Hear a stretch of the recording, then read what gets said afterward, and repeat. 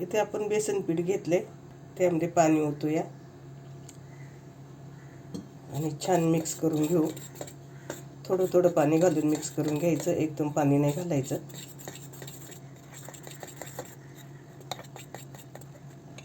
या पद्धतीने आपल्याला करायचे. खूप पातळ पण नाही आणि खूप घट्ट पण नाही. त्यामध्ये टाकणारे मीठ आणि खायचा सोडा थोडासा. परत एकदा चांगलं मिक्स करून घेऊ. इथं आपलं छान मिक्स करून झाले. आपण कढई घेतली, कढईमध्ये तेल ओतूया. साधारणतः 2 मोठे चमचे तेल ओतू. तेल तापले, तेलामध्ये जिऱ्याला छान आपण फुलून देऊया. जिरं फुले की त्यामध्ये टाकूया कांदा.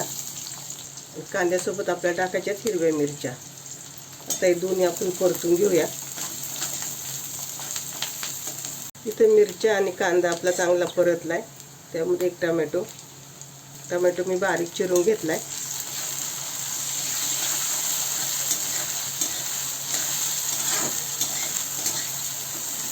इथं आपला टमॅटो परतून झालाय.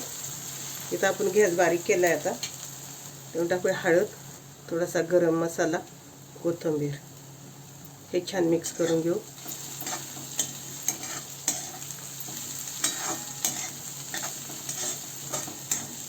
तुम्हाला पाहिजे तर लाल मिरची पावडर टाकली तरी चालेल, पण मी हिरव्या मिरच्या टाकल्या त्यामुळे लाल मिरची पावडर नाही टाकत.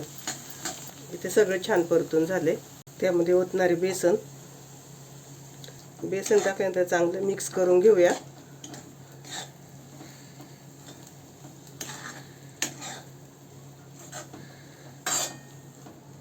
मिक्स झाले आपलं.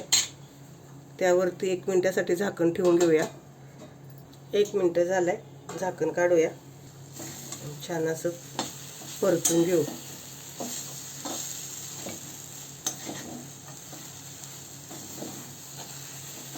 थोडासा गोळा तयार होतो त्याचा. असं आपल्याला सुट्ट करायचे ते. आता आपलं छान असं परतून झाले. त्याच्यावर परत एक वाफ देऊन घेऊया 1 मिनिटासाठी. गॅस बारीक ठेवलेला एकदम. 1 मिनिट झालंय. आपण परत झाकण काढू आणि आता चांगले आपण परतून घेऊ.